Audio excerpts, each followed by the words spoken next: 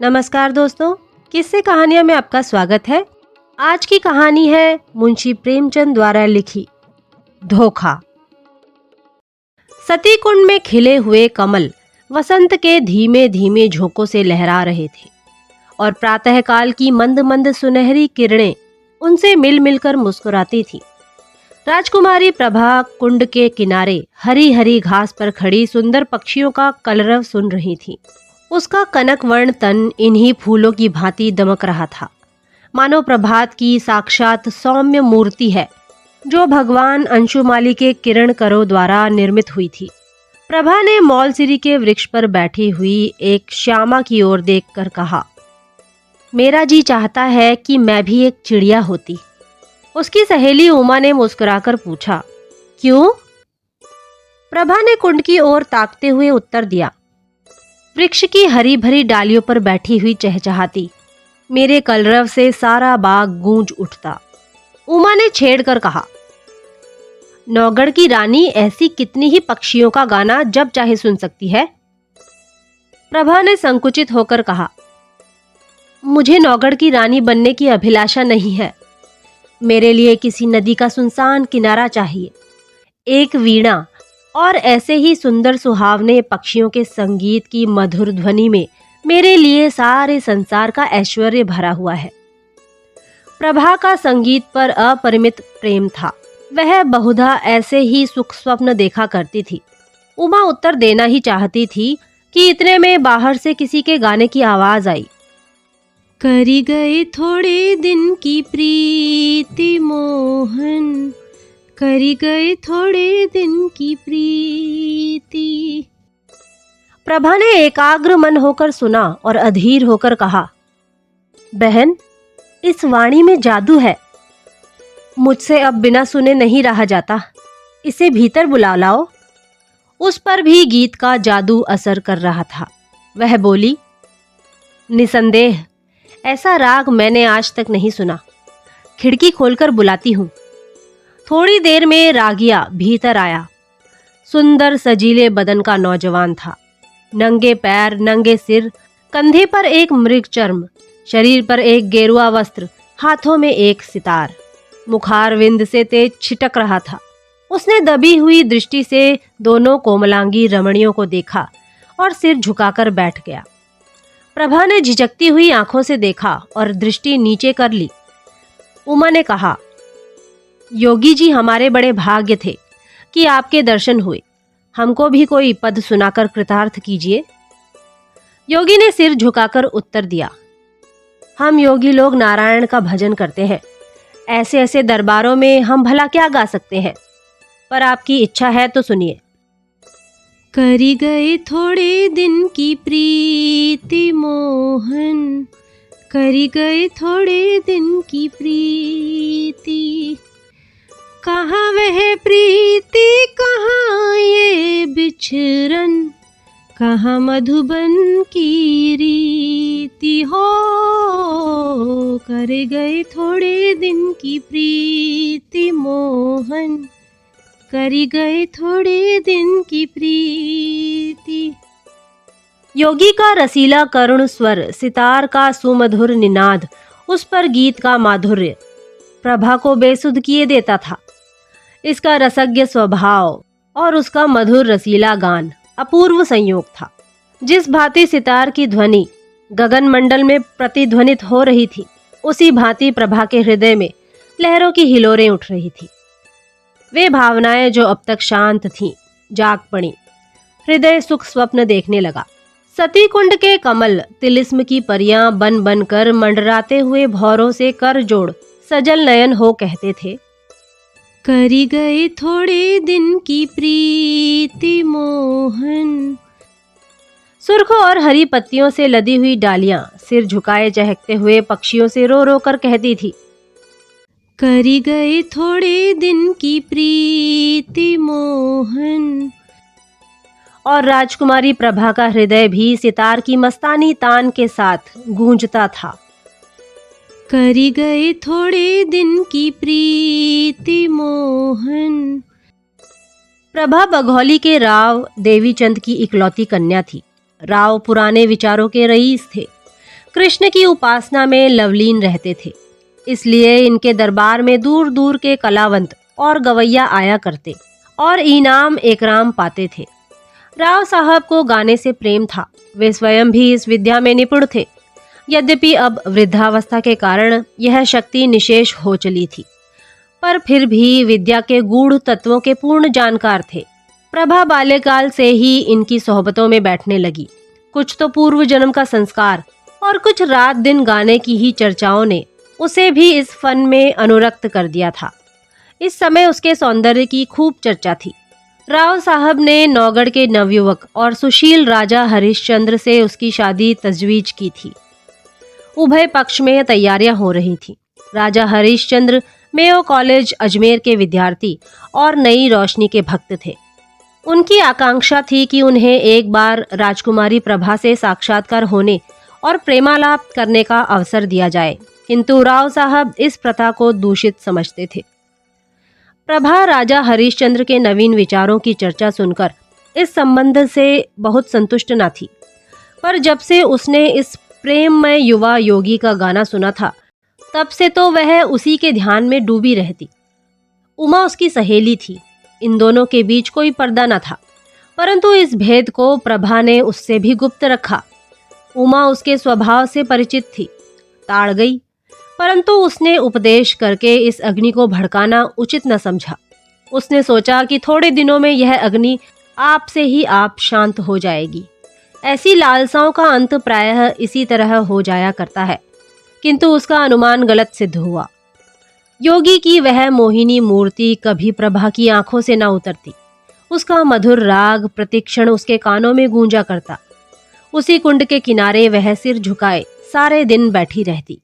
कल्पना में वही मधुर हृदयाग्राही राग सुनती और वही योगी की मनोहारिणी मूर्ति देखती। कभी कभी उसे ऐसा आभास होता कि बाहर से यह आवाज आ रही है। वह चौंक पड़ती और तृष्णा से प्रेरित होकर वाटिका की चार दीवारी तक जाती और वहां से निराश होकर लौट आती। फिर आप ही विचार करती, यह मेरी क्या दशा है, मुझे यह क्या हो गया है। मैं हिंदू कन्या हूँ, माता पिता जिसे सौंप दें उसकी दासी बनकर रहना धर्म है। मुझे तन मन से उसकी सेवा करनी चाहिए।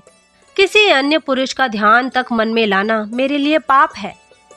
आह, यह कलुषित हृदय लेकर मैं किस मुंह से अपने पति के पास जाऊंगी। इन कानों से क्यों कर प्रणय की बातें सुन सकूंगी, जो मेरे लिए व्यंग्य से भी अधिक कर्णकटु होंगी। इन पापी नेत्रों से वह प्यारी प्यारी चितवन कैसे देख सकूंगी, जो मेरे लिए वज्र से भी हृदय भेदी होगी। इस गले में वे मृदुल प्रेम बाहु पड़ेंगे, जो लौह दंड से भी अधिक भारी और कठोर होंगे। प्यारे, तुम मेरे हृदय मंदिर से निकल जाओ।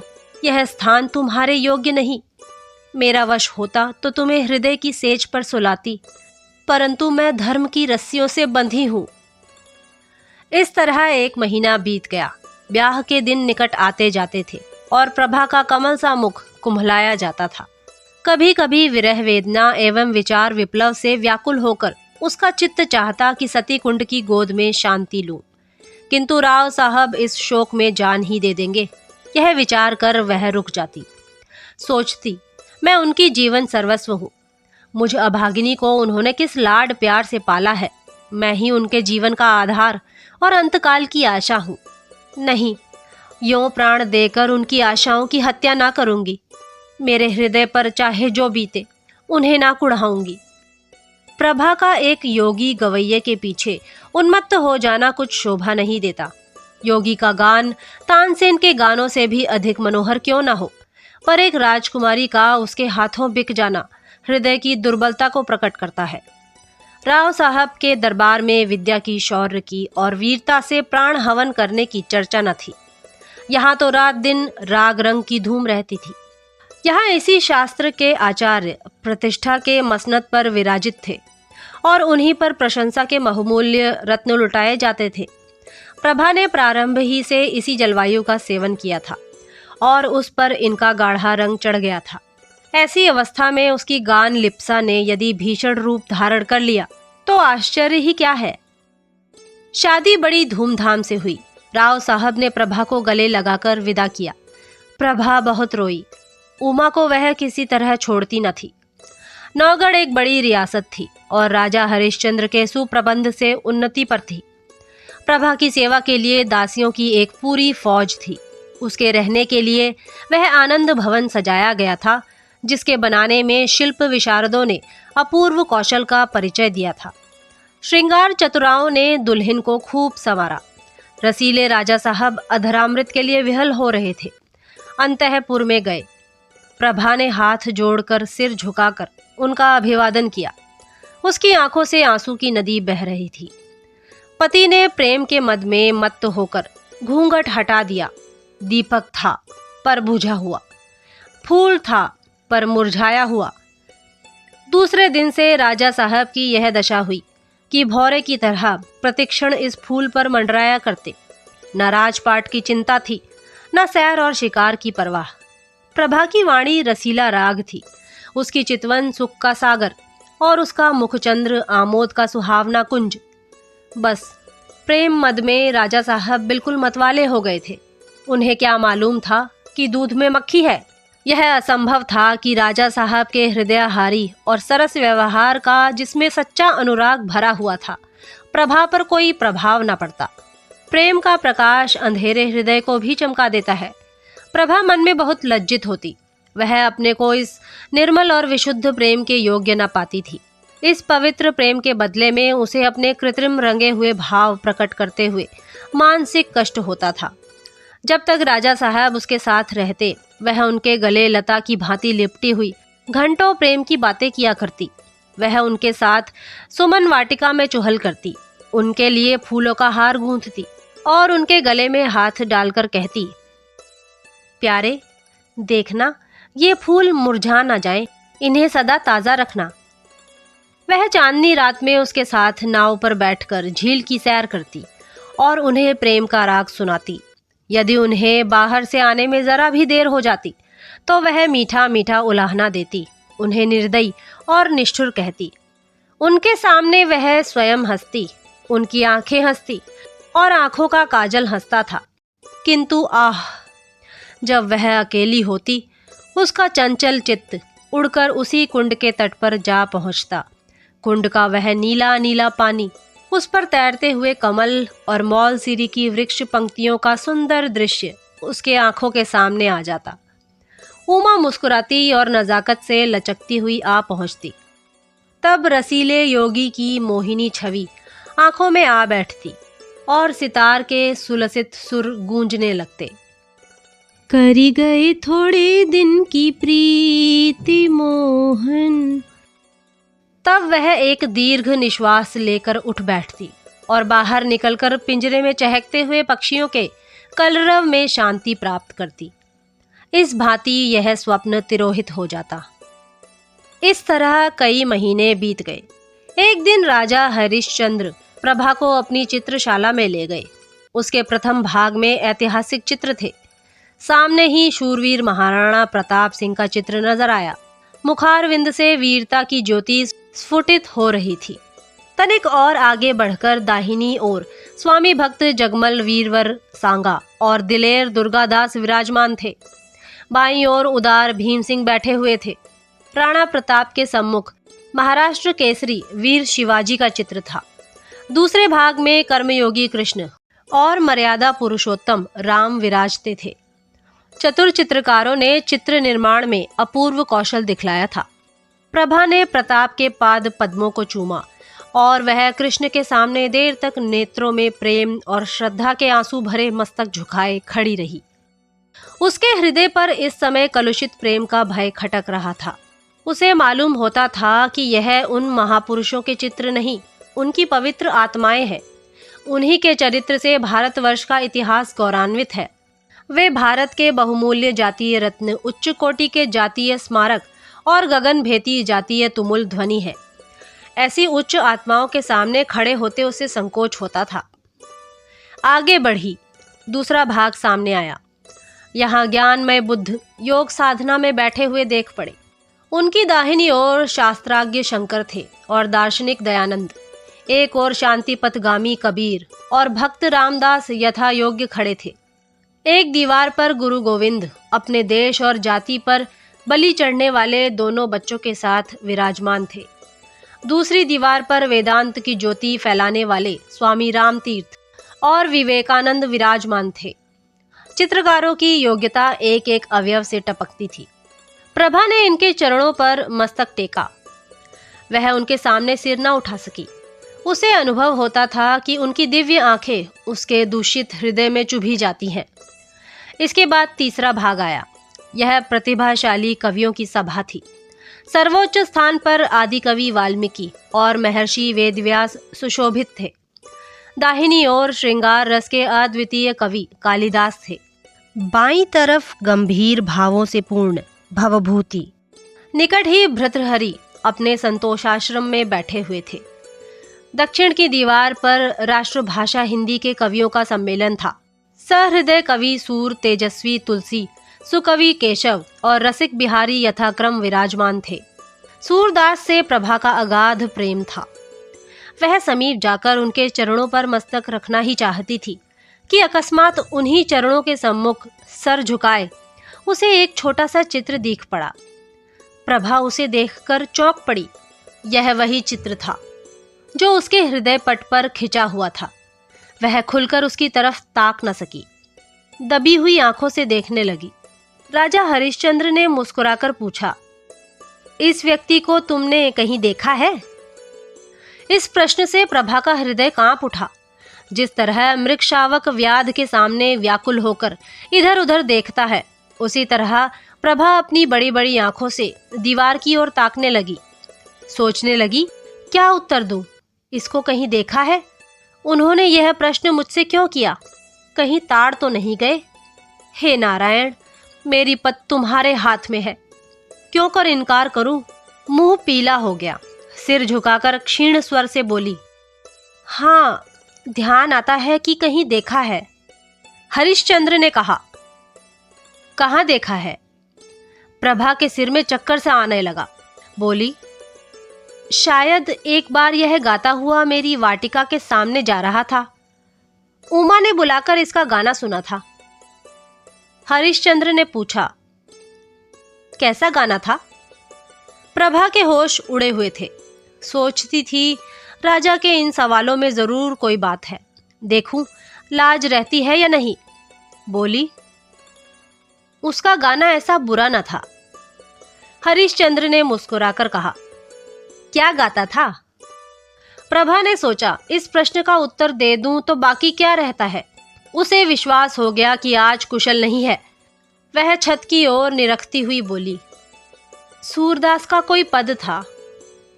हरिश्चंद्र ने कहा, यह तो नहीं, कर गए थोड़े दिन की प्रीति। प्रभा की आंखों के सामने अंधेरा छा गया। सिर घूमने लगा। वह खड़ी ना रह सकी, बैठ गई और हताश होकर बोली, हाँ, यही पद था। फिर उसने कलेजा मजबूत करके पूछा, आपको कैसे मालूम हुआ? हरिश्चंद्र बोले, वह योगी मेरे यहाँ अक्सर आया जाया करता है। मुझे भी उसका गाना पसंद है। उसी ने मुझे यह हाल बताया था। किंतु वह तो कहता था कि राजकुमारी ने मेरे गानों को बहुत पसंद किया और पुनः आने के लिए आदेश किया। प्रभा को अब सच्चा क्रोध दिखाने का अवसर मिल गया। वह बिगड़कर बोली, यह बिल्कुल झूठ है, मैंने उससे कुछ नहीं कहा। हरिश्चंद्र बोले, यह तो मैं पहले ही समझ गया था कि यह उन महाशय की चालाकी है। डींग मारना गवैयों की आदत है, परंतु इसमें तो तुम्हें इनकार नहीं कि उसका गाना बुरा न था। प्रभा बोली, ना, अच्छी चीज को बुरा कौन कहेगा? हरिश्चंद्र ने पूछा, फिर सुनना चाहो तो उसे बुलवाऊं? सिर के बल दौड़ा आएगा। क्या उनके दर्शन फिर होंगे? इस आशा से प्रभा का मुखमंडल विकसित हो गया। परंतु इन कई महीनों की लगातार कोशिश से जिस बात को भुलाने में वह किंचित सफल हो चुकी थी, उसके फिर नवीन हो जाने का भय हुआ। बोली, इस समय गाना सुनने को मेरा जी नहीं चाहता। राजा ने कहा, यह मैं ना मानूंगा कि तुम और गाना नहीं सुनना चाहती। मैं उसे अभी बुलाए लाता हूँ। यह कहकर राजा हरिश्चंद्र तीर की तरह कमरे से बाहर निकल गए। प्रभा उन्हें रोक न सकी। वह बड़ी चिंता में डूबी खड़ी थी। हृदय में खुशी और रंज की लहरें बारी बारी से उठती थीं। मुश्किल से 10 मिनट बीते होंगे कि उसे सितार के मस्ताने सुर के साथ योगी की रसीली तान सुनाई दी। करी गए थोड़े दिन की प्रीति मोहन, करी गए थोड़े दिन की प्रीति। वही हृदयाग्राही राग था, वही हृदय भेदी प्रभाव, वही मनोहरता और वही सब कुछ जो मन को मोह लेता है। एक क्षण में योगी की मोहिनी मूर्ति दिखाई दी। वही मस्तानापन, वही मतवाले नेत्र, वही नयनाभिराम देवताओं का सा स्वरूप। मुखमंडल पर मंद मंद मुस्कान थी। प्रभा ने उसकी तरफ सहमी हुई आंखों से देखा। एकाएक उसका हृदय उछल पड़ा। उसकी आंखों के आगे से एक पर्दा हट गया। प्रेम विहल हो आंखों में आंसू भरे वह अपने पति के चरणान विंदों पर गिर पड़ी और गदगद कंठ से बोली, प्यारे प्रियतम। राजा हरिश्चंद्र को आज सच्ची विजय प्राप्त हुई। उन्होंने प्रभा को उठाकर छाती से लगा लिया। दोनों आज एक प्राण हो गए। राजा हरिश्चंद्र ने कहा, जानती हो मैंने यह स्वांग क्यों रचा था? गाने का मुझे सदा से व्यसन है और सुना है तुम्हें भी इसका शौक है। तुम्हें अपना हृदय भेंट करने से प्रथम एक बार तुम्हारा दर्शन करना आवश्यक प्रतीत हुआ और उसके लिए सबसे सुगम उपाय यही सूझ पड़ा। प्रभा ने अनुराग से देखकर कहा, योगी बनकर तुमने जो कुछ पा लिया वह राजा रहकर कदापि ना पा सकते। अब तुम मेरे पति हो और प्रियतम भी हो, पर तुमने मुझे बड़ा धोखा दिया और मेरी आत्मा को कलंकित किया। इसका उत्तरदाता कौन होगा? तो दोस्तों, यह थी मुंशी प्रेमचंद की कहानी धोखा। अगली बार फिर एक नई कहानी के साथ आपसे मुलाकात होगी। तब तक के लिए नमस्कार।